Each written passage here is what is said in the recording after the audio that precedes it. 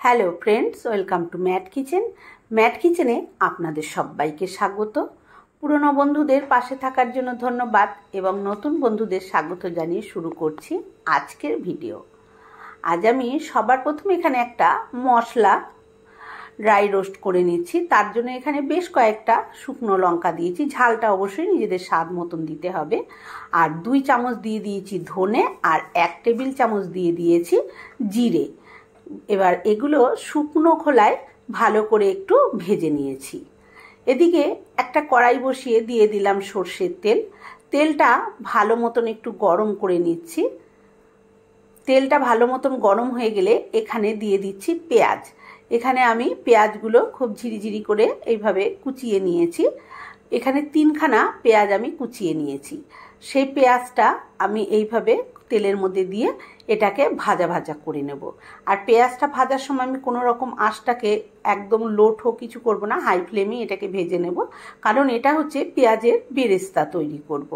তাই আর এইভাবে পেঁয়াজ যদি কোটা হয় তাহলে কিন্তু পেঁয়াজটা যখন কড়াইয়ের মধ্যে দিয়ে এই যেরমভাবে খুন্তি দিয়ে নাড়া দিলে কিন্তু প্রত্যেকটা পার্ট আলাদা হয়ে যায়। আর বেরেস্তা ভাজার জন্য এই প্রত্যেকটা পার্ট আলাদা হওয়া কিন্তু ভীষণ জরুরি। যাই হোক, আমি এরকম গ্যাসের আঁচটা হাইতে রেখেই পেঁয়াজটাকে উল্টে পাল্টে লালচে করে ভেজে নিচ্ছি। সামনেই নবমী, এই নবমীর দিনে কিন্তু এরকমভাবে যদি রান্না করে খাওয়া হয় তাহলে কিন্তু আমার মনে হয় সবচেয়ে সেরা রান্না হয়।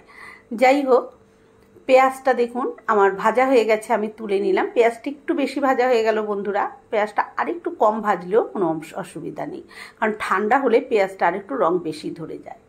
এবারে এরকম একটা পাত্র নিয়েছি, নিয়ে তার মধ্যে এই যে চিকেন নিচ্ছি। দেখুন চিকেনগুলো বেশ কিন্তু একটু বড় বড় সাইজ নিয়েছি। কতটা আপনি বুঝতে পারছেন আপনারা, আমি বুঝতে পারছি না। যাই হোক, এবারে চিকেনটা নেওয়ার পর এখানে আমি দিয়ে দিচ্ছি টক দই। এখানে আমি এই চামচে করে দিলাম প্রায় 100 গ্রাম মতন টক দই এখানে দিয়ে দিয়েছি 1 কেজি চিকেনের জন্য।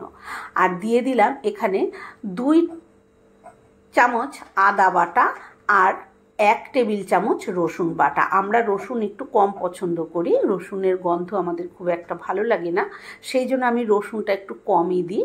আপনারা নিজেদের পছন্দ মতন দিয়ে নেবেন। এবারে দিয়ে দিলাম সেই পেঁয়াজের বেরেস্তাটা, হাত দিয়ে ভালো করে একটু ভেঙে নিলাম, যেহেতু মচমচে একদম হাত দিয়ে এরকম একটু নাড়িয়ে নিলেই গুড়গুড়ে হয়ে যায়। আর দিয়ে দিয়েছি স্বাদ মতন লবণ। এবারে খুব ভালো করে মিশিয়ে নিচ্ছি। আর আমি টক দইটা ব্যবহার করেছি, আমি কিন্তু জল ঝরানো টক দই এখানে ব্যবহার করেছি। যাই হোক, খুব ভালো করে এইভাবে চিকেনটাকে টক দই, লবণ, পেঁয়াজের বেরেস্তা আর আদা রসুন বাটা দিয়ে মেখে ম্যারিনেট করে রেখে দিলাম। ততক্ষণ আমি আর একটা মশলা তৈরি করে নিই। যে মশলাটা আমি ড্রাই রোস্ট করেছি, জিরে, ধনে, শুকনো লঙ্কা, সেটাকে আমি প্রথমে একটু গুঁড়িয়ে নিয়েছি, সেটা দিয়ে দিলাম এরকম একটা গ্রাইন্ডিং জারে। আর দিয়ে দিলাম একটা বড় সাইজের পেঁয়াজ কুচি। এবারে 2 চামচ জল দিয়ে এর একটা পেস্ট আমি তৈরি করে নিয়েছি। মশলা কিন্তু আমার সব রেডি হয়ে গেছে। এবারে আমি কড়াইতে যে বেরেস্তা ভাজার পর তেলটা রয়েছে তার মধ্যে আরও একটু তেল দিয়ে দিলাম, কারণ আমি এই কড়াইটার মধ্যেই কিন্তু রান্নাটা করে নেব। আর তেলটা গরম হয়ে গেলে যে মশলাটা করে রেখেছিলাম, ওই যে জিরে, ধনে, শুকনো লঙ্কা আর পেঁয়াজ যেটা আমি বেটে নিয়েছিলাম, সেইটা আমি দিয়ে দিলাম। দিয়ে তারপরে মিনিটখানেক নাড়াচাড়া করে নেওয়ার পরে এখানে আমি হলুদ গুঁড়ো দিয়ে দিলাম প্রায় 1 চামচ মতন। আপনারা কিন্তু যখন মশলাটা তৈরি করেছিলাম তখনও এই হলুদ গুঁড়োটা দিয়ে দিতে পারেন, কিন্তু আমি তখন দিইনি, এখন দিয়ে দিলাম। দিয়ে মশলাটাকে ভালো করে কষিয়ে নিয়েছি। যখন মশলা থেকে এরকম তেল সাইড দিয়ে বার হতে শুরু করেছে, সে সময় আমি দিয়ে দিচ্ছি ম্যারিনেট করে রাখা চিকেনটাকে দিয়ে এবার খুব ভালো করে আমি কষিয়ে নেব। আপনারা যারা এইভাবে রান্না করে খেয়েছেন তারা তো জানেন, আর যারা এইভাবে রান্না করেনি অবশ্যই কিন্তু এইভাবে একবার হায়দ্রাবাদি চিকেন রান্না করে দেখতে পারেন। ভীষণ সুস্বাদু হয়, ভাত, রুটি, পরোটা যে কোনো কিছুর সাথেই কিন্তু খুব ভালোভাবে খাওয়া যায়। এবার চিকেনটা দিয়ে খুব ভালোভাবে আমি এইভাবে কষিয়ে নিলাম। চিকেনটা কষাতে কষাতে কিন্তু চিকেন থেকে বেশ কিছুটা পরিমাণ জল কিন্তু এমনিই বেরিয়ে যাবে। দেখুন এই যে চিকেন থেকে কিন্তু জল বেরোতে শুরু করেছে। মিনিট 5 এইভাবে নাড়াচাড়া করে নেওয়ার পর এবার আমি এখানে দিয়ে দিচ্ছি একটুখানি কাশ্মীরি লঙ্কার গুঁড়ো। যদি রং না পছন্দ করেন তাহলে মানে নর্মালভাবে করতে চান তাহলে এই লঙ্কার গুঁড়োটা না দিলেও হয়। আর যদি একটু সুন্দর কালার চান তাহলে অবশ্যই একটু কাশ্মীরি লঙ্কার গুঁড়ো দিয়ে দেবেন, তাহলে কিন্তু কালারটা দারুণ আসবে। এবারে খুব ভালো করে আবার আমি মিনিট 2-3 এইভাবে এটাকে কষিয়ে নেব।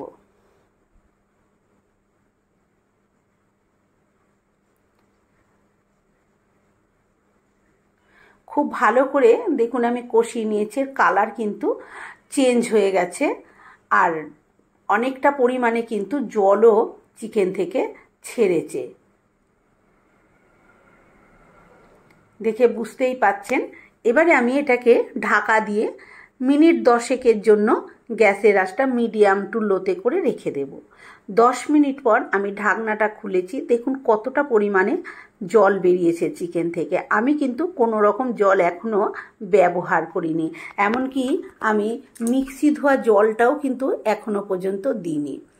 মিক্সি ধোয়া জলটা বন্ধুরা এবারে দিয়ে দিয়েছি, কালারটা দেখুন কীরকম চেঞ্জ হয়ে গেছে। চিকেনটা কিন্তু আমার প্রায় হয়ে এসেছে, 80% সেদ্ধও হয়ে গেছে। এই সময় এখানে আমি একটু লবণটা চেক করে দেখলাম, এখানে একটু লবণ লাগতো তাই আমি একটু লবণ দিয়ে দিলাম, দিয়ে আবার একটু ভালো করে নাড়াচাড়া করে নিয়েছি। এবারে এই সময়তেই আমি এখানে দিয়ে দেব হচ্ছে গরম মশলা।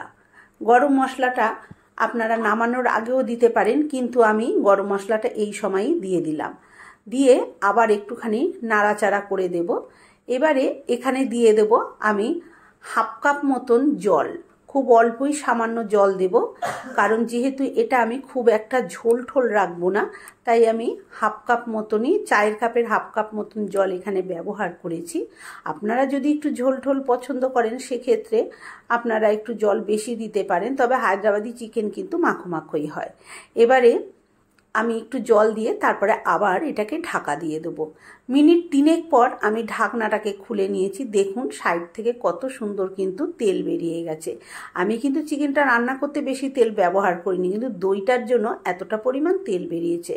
আর আমি এই স্বাদটাকে ব্যালেন্স করার জন্য আমি এখানে হাফ চামচ মতন একটু চিনিও ব্যবহার করেছি, যেটা ভিডিওতে স্কিপ হয়ে গেছে।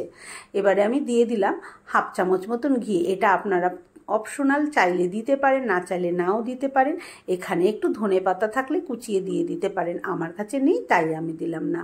বন্ধুরা, আমার আজকের এই হায়দ্রাবাদি চিকেন আপনাদের কাছে কেমন লাগলো কমেন্ট করে অবশ্যই জানাবেন। ভালো লাগলে একটা লাইক দেবেন, আর আমার চ্যানেলে নতুন বন্ধু হয়ে থাকলে চ্যানেলটি সাবস্ক্রাইব করে নেওয়ার অনুরোধ রইল। পাশে থাকা বেল আইকনটা অবশ্যই প্রেস করবেন, কারণ আমি যখনই নিত্য নতুন কোনো রেসিপি শেয়ার করব নোটিফিকেশন পৌঁছে যাবে আপনাদের কাছে সবার আগে।